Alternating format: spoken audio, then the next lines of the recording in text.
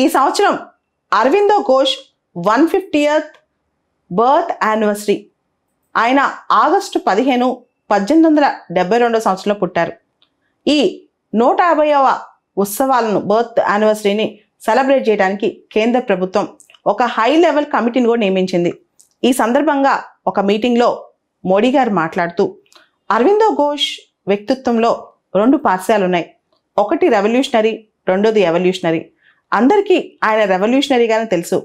భారతదేశంలో కూడా ఆయన ఎవల్యూషనరీ పార్సన్ చాలా మందికి తెలియదని చెప్పారు. అసలు అరవిందో ఘోష్ కంట్రిబ్యూషన్ ఏంటి? ఆయన ఫ్రీడమ్ స్ట్రగుల్కి మాత్రమే కంట్రిబ్యూట్ చేశారా? ఒక్కసారి అరవిందో ఘోష్ చరిత్ర, ఆయన మనకు చేసిన కంట్రిబ్యూషన్ తెలుసుకుందాం. ఎందుకంటే 150th బర్త్ యానివర్సరీ కాబట్టి దీని మీద చాలా మంచి క్వశ్చన్స్ వచ్చే అవకాశం కూడా ఉందన్నమాట. అరవిందో ఘోష్ బెంగాల్కి చెందిన వ్యక్తి. మనందరూ తెలుసు, ఘోష్, బోస్, ఠాగూర్ వీళ్ళందరూ కూడా బెంగాల్లో చాలా పాపులర్.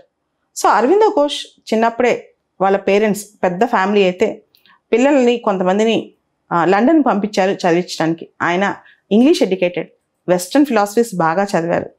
అరవిందో ఘోష్ ఫాదర్ కోరిక అరవిందో ఘోష్ సివిల్ సర్వెంట్ అవ్వాలని. అరవిందో ఘోష్ అప్పట్లోనే Indian civil services exam pass అయ్యారు. కానీ హార్స్ రైడింగ్ టెస్ట్లో ఆయన అటెండ్ కాకపోవటమో లేదా ఆయన డిస్క్వాలిఫై అవ్వటమో జరిగింది. అప్పట్లో ఇండియన్ సివిల్ సర్వీసెస్ ఎగ్జామ్ రాసిన వాళ్ళు ఖచ్చితంగా హార్స్ రైడింగ్ టెస్ట్ పాస్ అవ్వాలన్నమాట. దాంతో ఆ టెస్ట్ వదిలేసి ఆయన ఇండియాకి వచ్చేసారు. మంచి కెరీర్ సివిల్ సర్వీసెస్లో ఆయన పక్కకు పెట్టి మరీ భారతదేశానికి వచ్చి మన ఫ్రీడమ్ ఫైట్లో పాల్గొన్నారు. ఆయన భారతదేశానికి 1905 నుంచి 1910 అంటే ఈ 5-6 సంవత్సరాలు మాత్రమే దేశంలో రెవల్యూషనరీగా ఉన్నారు. అంత తక్కువ సమయం ఉన్నప్పటికీ ఆయన్ని ఒక రెవల్యూషనరీకే ఒక గుర్తుగా పిలుస్తుంటారు అరవిందో ఘోష్ని. ఆయన ఒక మాట అంటారు, freedom is the life breath of the nation అని. అంటే స్వతంత్రం అనేది దేశానికి జీవనాది వంటిది అని చెప్పి. అరవిందో ఘోష్ చాలా రెవల్యూషనరీ ఆర్టికల్స్ రాసేవాళ్ళు. ముఖ్యంగా వందే మాతరం అని చెప్పి వాళ్ళ తమ్ముడు బరీంద్ర కుమార్ ఘోష్ స్టార్ట్ చేసిన మ్యాగజైన్లో చాలా ఆర్టికల్స్ రెవల్యూషనరీగా రాసేవాళ్ళు. అదేవిధంగా అరవిందో ఘోష్కి బిపిన్ చంద్రపాల్ అంటే చాలా అభిమానం. ఆయన మ్యాగజైన్స్, ఆయన న్యూస్ పేపర్స్లో కూడా ఆర్టికల్స్ రాసేవాళ్ళు. చాలా రెవల్యూషనరీగా ఉండే అనమాట. అరవిందో ఘోష్ కర్మయోగి అని చెప్పి ఇంగ్లీష్ మ్యాగజైన్ ఒకటి స్టార్ట్ చేశారు. ఆయనకి కృష్ణ భగవద్గీత అంటే చాలా ఇష్టం. దానికి సంబంధించిన ఆర్టికల్స్ కూడా ఆయన ఇన్ఫ్లుయెన్స్ కనిపిస్తూ ఉండేదన్నమాట ఆయన ఆర్టికల్స్లో. అరవిందో ఘోష్ అలీపూర్ బాంబ్ కాన్స్పిరసీ కేసులో కన్విక్ట్ అయ్యారు. బాంబు తయారీ కేసు అనమాట. ఆయన్ని జైల్లో పెడతారు, సాలిటరీ కన్ఫైన్మెంట్లో. సాలిటరీ కన్ఫైన్మెంట్ అంటే ఒంటరిగా ఆయన వదిలేస్తారనమాట. ఆ టైంలో ఆయనకు కొన్ని రివిలేషన్స్ వచ్చాయంట. ఇన్నర్ ఫ్రీడమ్ లేదా spiritual freedom should come first before emancipating of the country. అంటే పొలిటికల్ ఫ్రీడమ్ కన్నా ముందు మనకు మనం స్పిరిచువల్గా ఫ్రీడమ్ అవ్వాలి, ఫ్రీడమ్ తెచ్చుకోవాలని చెప్పి ఆయనకు ఇన్నర్గా ఒక రివిలేషన్ వచ్చిందంట. యాక్చువల్లీ దీనికి ఇన్స్పిరేషన్ నేను అనుకుంటాను స్వామి వివేకానంద అని చెప్పి. అరవిందో ఘోష్ అంతకుముందే వివేకానంద గారిని కలవటము, తర్వాత వివేకానంద గారితో చాలా విషయాలు చర్చించుకోవటం, ఆయన జీవితకాల కోరిక అనమాట, కలవటం, కలిసి చర్చించుకున్నారు. అరవిందో ఘోష్కి ఆ ఇన్స్పిరేషన్ కూడా కొంత ఉన్నట్టుంది. సో అరవిందో ఘోష్ ఆ తర్వాత జైలు నుంచి రిలీజ్ అయిపోయిన తర్వాత పుదుచ్చేరి వెళ్ళారు. అక్కడ ఆశ్రమం కట్టుకున్నారు. అక్కడ ఇంటిగ్రల్ యోగా అనే కాన్సెప్ట్ని ప్రమోట్ చేశారు, స్పిరిచువల్ ఫ్రీడమ్ని ప్రమోట్ చేశారనమాట.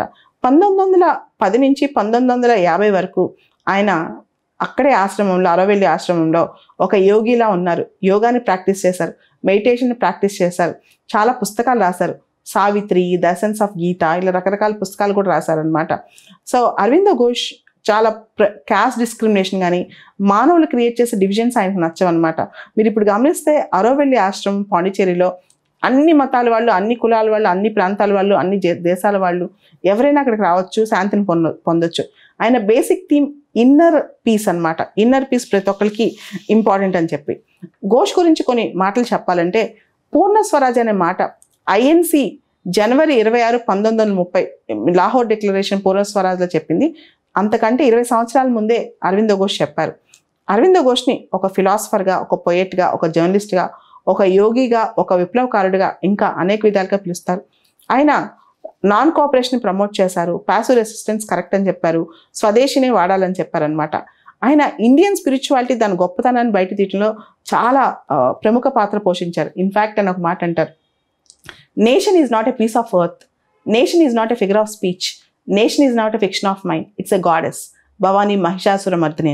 దేశం అంటే కేవలం ఒక భూభాగం కాదు, దేశం అంటే ఒక ఆలోచన కాదు, దేశం అంటే కేవలం దేశభక్తి మాత్రమే కాదు, దేశం అంటే ఒక దేవత. దేశం అంటే మనం ఆ దేవత కోసం ఏదైనా అర్పించగలిగే గొప్ప దేవత అని చెప్తారనమాట. ఇన్ఫ్యాక్ట్ అరవిందో ఘోష్ కర్మయోగ అనే కాన్సెప్ట్ గురించి కూడా చాలా ఎక్కువగా ఆలోచిస్తూ ఉంటారు, చాలా ఎక్కువ రచనలు కూడా చేశారు. ఆయన ఒక మాట చెప్తారు, India has a divinely obligated mission or divinely ordain mission to rejuvenate the degenerating material waste. అంటే ఇండియాకి స్వతంత్రం ఎందుకు రావాలి, మన దేశం స్వతంత్రం వచ్చిన తర్వాత ప్రపంచవ్యాప్తంగా మిగతా దేశాలని మనం వాళ్ళని రీజువినేట్ చేయాలి, వాళ్ళకి కర్మ సిద్ధాంతాన్ని నేర్పించాలి, తరిగిపోతున్న విలువలను వాళ్ళకి తిరిగి తీసుకురావాలి అని చెప్తారనమాట. ఈ ప్రస్తావనే మోడీ గారు కూడా మొన్న ఒక స్పీచ్లో అరవిందో ఘోష్ గారి గురించి చెప్పారు. యాక్చువల్గా మోడీ గారు గుజరాత్ సీఎంగా ఉన్నప్పుడు అరవిందో ఘోష్ ఫాలోవర్ ఒక ఆయన కిరీట్ జోషి అని చెప్పి, తర్వాత అరవెల్లి ఫౌండేషన్ కూడా ఆయన వర్క్ చేశారనమాట. ఆయన దగ్గరికి మోడీ గారి సలహాలకు వెళ్ళేవాళ్ళంట. అప్పుడు మోడీ గారికి ఆయన చెప్పారంట, అరవిందో ఘోష్ డ్రీమ్ ఏంటంటే India should be a spiritual leader of the globe. భారతదేశం గ్లోబ్ని స్పిరిచువల్గా ఎమాన్సిపేట్ చేయాలి, అదే ఇండియా లక్ష్యం అని చెప్పి మోడీ గారికి చాలా నచ్చిన కాన్సెప్ట్ అంట అది. So Aurobindo Ghosh caste divisions కానీ ఇతర డివిజన్స్ ఏది పట్టించుకోలేదు. దాంతోపాటు ఎక్స్క్లూజన్, ఏ సొసైటీలో ఏ గ్రూప్ కూడా ఎక్స్క్లూడ్ అవ్వకూడదని చెప్పారు. ఆయన డ్రీమ్ ఏంటంటే social cohesion, strong and United India, బలమైన ఇండియా, సొసైటీ చక్కగా నిట్ అయిన ఇండియా అనమాట ఆయన కోరిక. So Aurobindo Ghosh spiritual transformation కోసం చాలా ఎక్కువగానే వర్క్ చేశారు. అరవిందో ఘోష్ గైడింగ్ ప్రిన్సిపల్ ఏంటి తెలుసా? భగవద్గీత. భగవద్గీతే ఆయనకి ప్రామాణికం అనమాట. గీతలో ధర్మాన్ని స్థాపించడానికి యుద్ధం చేసిన తప్పు లేదని కృష్ణుడి మాటలు ఆయన చాలా ఇన్స్పైర్ చేశాయన్నమాట. ఆయన బర్త్డే యాదృచ్ఛికంగా ఆగస్టు 15వ తారీఖు, కానీ భారతదేశానికి స్వతంత్రం వచ్చిన రోజు కూడా అదే. ఆయన ఇప్పుడు ఈ సంవత్సరానికి 150th బర్త్ యానివర్సరీ అయింది. కానీ భారతదేశం ఆయన దగ్గర నుంచి చాలామంది అనుకుంటారు హీ వాజ్ అ రెవల్యూషనరీ అని. అది ఒక పార్శ్వం మాత్రమే. ఇంకో పార్శ్వం దేశం కోసం ఆయన కొన్ని చాలా అద్భుతమైన విషయాలు కూడా దేశం కోసం ఆయన మనకి ఇచ్చి వెళ్ళారనమాట. అదే it is not teaching, just Aurobindo Ghosh teaching మాత్రమే కాదు, అరవిందో ఘోష్ మనం చెప్పిన సిద్ధాంతాలు మాత్రమే కాదు, ఒక డైరెక్ట్ యాక్షన్. ఒక మనిషి తనకి తన ఫ్రీడమ్, ఇన్నర్ ఫ్రీడమ్ ఎలా తెచ్చుకోగలడు, ఒక మనిషి అందరికీ ఆదర్శప్రాయం ఎలా అవ్వగలడు. నిషే, మన పొలిటికల్ ఫిలాసఫర్ నిషే ఉంటారు, ఫిలాసఫీలో వస్తుంటారు, ఆయన చెప్పిన సిద్ధాంతంలో యూబర్ మెంచ్ అని చెప్పి ఒక సూపర్ మ్యాన్, ఒక మ్యాన్ తన అనుకున్న తన సిద్ధాంతాలు సుప్రీంగా ఇండిపెండెంట్గా ఏ విధంగా ముందుకు తీసుకెళ్ళడో అరవిందో ఘోష్కి ఆ ఫిలాసఫీ కూడా ఆదర్శం అనమాట. మొత్తానికి Aurobindo Ghosh birth 150th birth anniversary అనేది మనం అద్భుతంగా సెలబ్రేట్ చేసుకోవాలని ట్రై చేస్తున్నాం. కానీ ఆయనకి స్టాట్యూస్ లేదా ఇన్స్టిట్యూషన్స్ కాదు, ఆయన తన నడవడిక ద్వారా అందరికి నేర్పించాలనుకున్నాడు. భారతదేశంలో స్పిరిచువల్ ఫ్రీడమ్ కావాలని కోరుకున్నాడు. నిజంగా మనం ఆయనకి నివాళులు అర్పించాలంటే ఆ విధంగా ముందుకు తీసుకెళ్తా, అంటే స్పిరిచువల్ ఫ్రీడమ్తో స్వతంత్రంగా బతకగలిగే వ్యక్తులు, తర్వాత స్పిరిచువల్లీ ఫ్రీ మెన్ తయారవుతే కనుక అంతకంటే గొప్ప నివాళి ఆయనకి ఇంకోటి ఉండదు.